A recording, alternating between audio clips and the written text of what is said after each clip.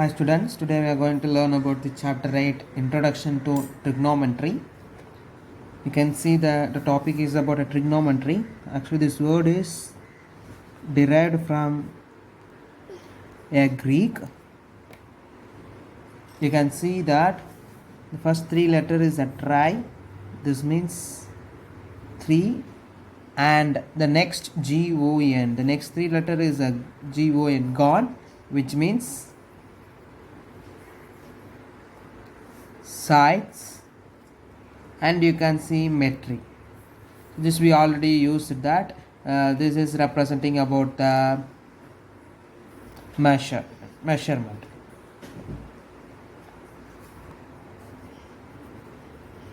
So the three-sided measurement. So three-sided, which figure contains three sides? It's a triangle, right? So in this chapter, it's everything is dealing with the triangular shape. So that's what we are going to see in this chapter. So this chapters include introduction about the entire trigonometry. The first thing we are going to learn about the trigonometric ratios. So we already said that we are going to deal with the triangular. In specific, we are going to choose with the right triangle. So here I choose the right triangle ABC, right angled at B. You can see that the side opposite to 90 degree is the hypotenuse, which we already know. But in this trigonometric, we are going to choose one of the angle. So this is 90 degree. The balance, there is a two angle A and C, right? The two angle will be the acute, right? So let me choose the angle A, and I given it as the name theta. The symbol is a theta. This symbol means theta. So I am going to choose the angle A, and I named as a theta. Otherwise, simply we can say it as an angle A. So now this we know the side opposite to 90 degree is the hypotenuse, and there is just two sides. We can name that. So this side is, we can say, side opposite to angle A, right? So here I choose the one of the angle, and this side we can say side opposite to angle A, and the remaining one side is there. You can see that the 90 degree and theta are adjacent neighbors, right? Near. So we can say that side adjacent to angle A. So totally we have a three-sided, and we named the three-sided. The side opposite to 90 degrees hypotenuse, side opposite to the angle there is the opposite of that angle A.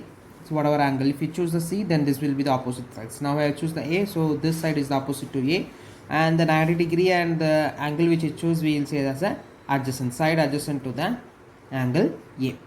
So the topic, you can see the trigonometric ratio. So there is a three sides, and with these three sides we are going to form a ratios. There will be obtaining a 6 ratios, and that 6 ratios can be represented in this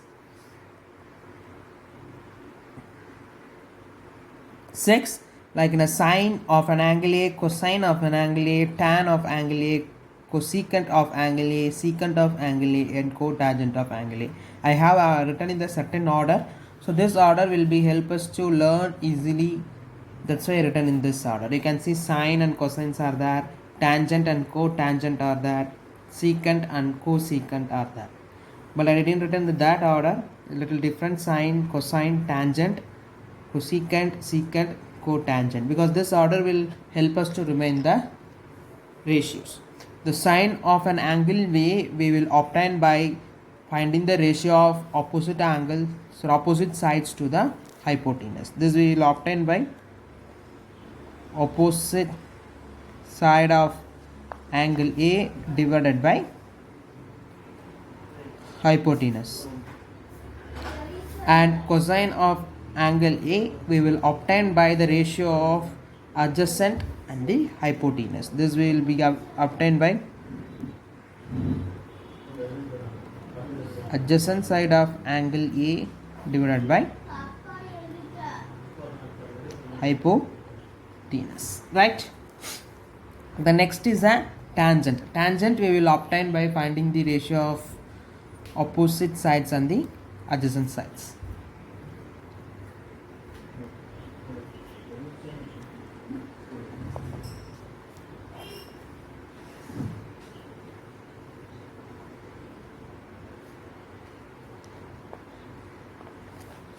So right, the rest is will be easy. You can see that cosecant we will obtain by the ratio of hypotenuse to the opposite sides. So after writing these entire ratios, we will obtain one beautiful pattern. Let me see that. Then the secant of angle A is we will obtain by the ratio of hypotenuse to the adjacent.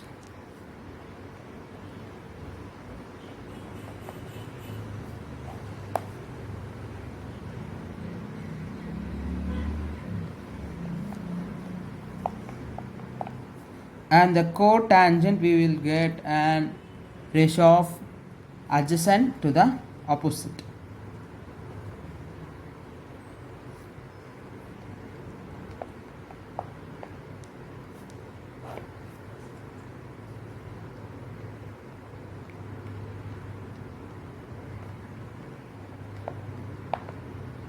So this is the thing, the ratios we will obtain, and it is named as a sine, cosine, tangent, cosecant, secant and cotangent.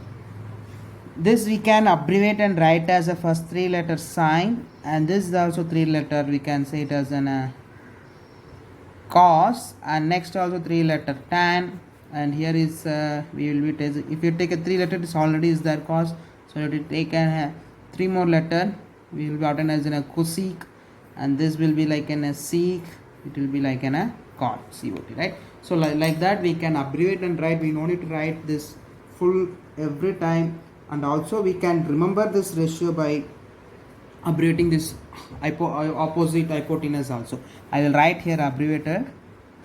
So sine A, simply instead of writing an angle A, we can write simply sine A. So there is no meaning by the if you read only the sine, there is no meaning. The sine of A is the meaning. Actual meaning, if you read only the sine, there is no meaning. It should be included with some angle.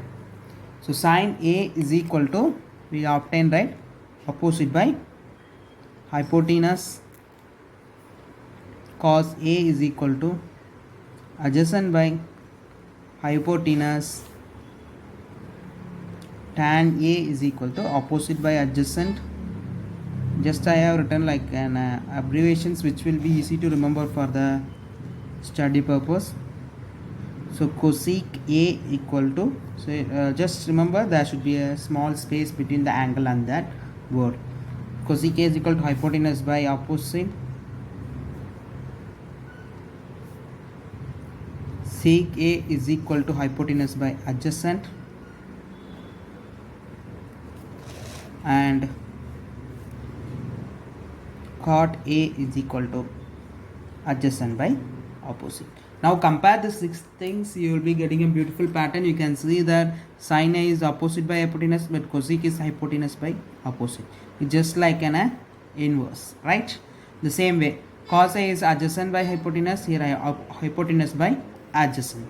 So this is also like an inverse. And the tan A is equal to opposite by adjacent, here cot A is equal to adjacent by opposite. This is also like a inverse. So we can say that, so with this we can also derive one more ratios like sine A, we can say it as a 1 by cosec A, right? The same way the cos we can say by 1 by sec. So cos A is equal to 1 by sec A. The same way the tan A we can say as 1 by cot A. Right? The same way we can say cos A is equal to 1 by sin A, sec A is equal to 1 by cos A, and cot A is equal to 1 by tan A.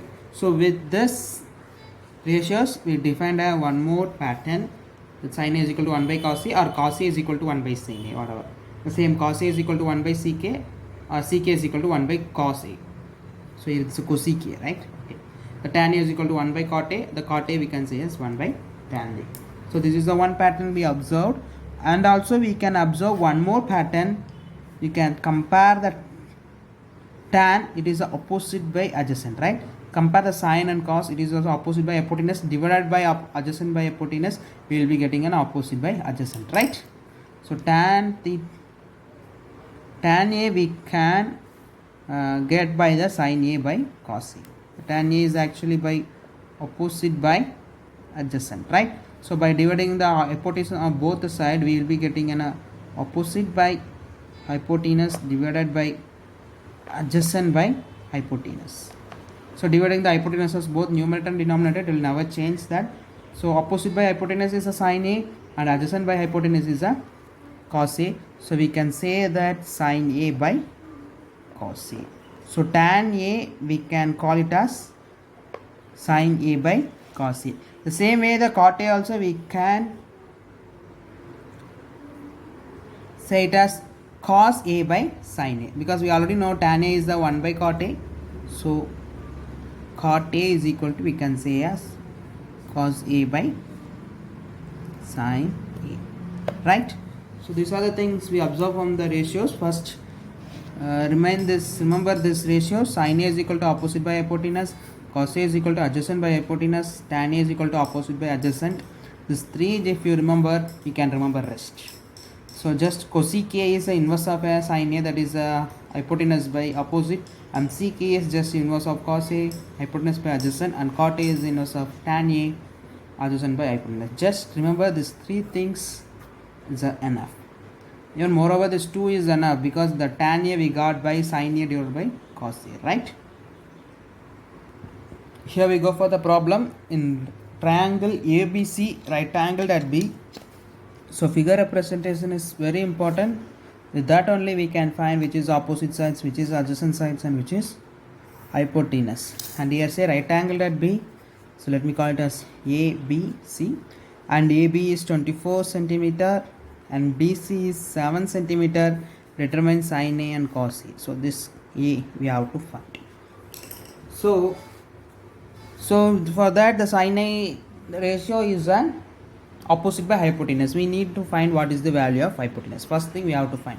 So we can apply by Pythagoras theorem.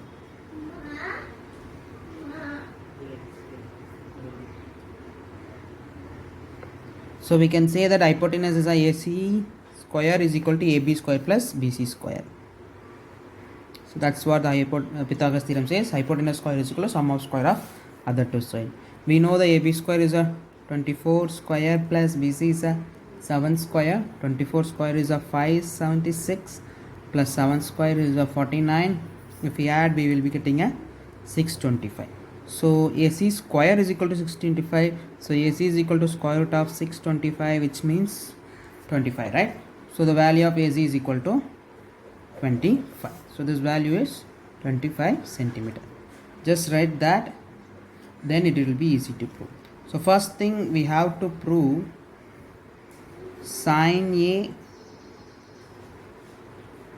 and the next cos A. Sin A is just opposite of A divided by hypotenuse, right?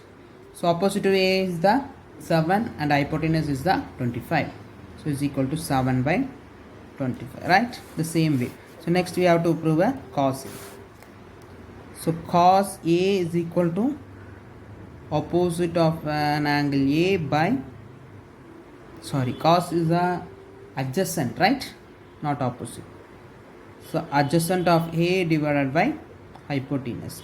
So what is the adjacent of A and the 90? Adjacent is of A and this 90 degrees 24. So 24 divided by 25. And the second question is we have to find sin C and cos C. So now the angle changed. Now instead of this angle we are going to choose this angle. So hypotenuse side will be the same, but opposite and adjacent will be changed, right? So opposite to C is here, but previously the opposite we have chosen as a 7, but while changing the angle, this will become opposite and this will become a adjacent, right? So now we are going to concentrate in this angle. So the first is a sin C, so which is equal to opposite of C divided by hypotenuse. We know the hypotenuse will never change, so opposite of the C is the side 24. So 24 by 25. Next is the cos C. The cos is a adjacent of C by hypotenuse. We know the hypotenuse are same, and which is adjacent to C, and 90 is, and adjacent is a 7. So 7 by 25. That's it. So here we go for the next problem. In figure, find tan P minus cot R. So the triangle is given PQR, right angle at Q, hypotenuse side 13 cm is given, and another side 12 is given. We don't know the QR. First we have to find it. So by Pythagoras theorem,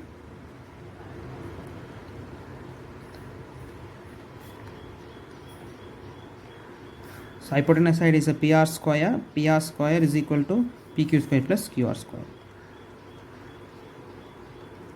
So PR square is a 13 square is equal to QR square is a 12 square plus QR square.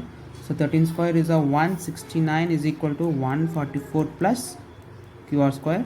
So if you bring here, it will bring subtraction. 169 minus 144 is equal to QR square, right? So if you subtract, we will be getting as a 25. So 25 is equal to QR square. If you take square root, it will become a 25 square root is equal to QR, and 25 is a 5, right?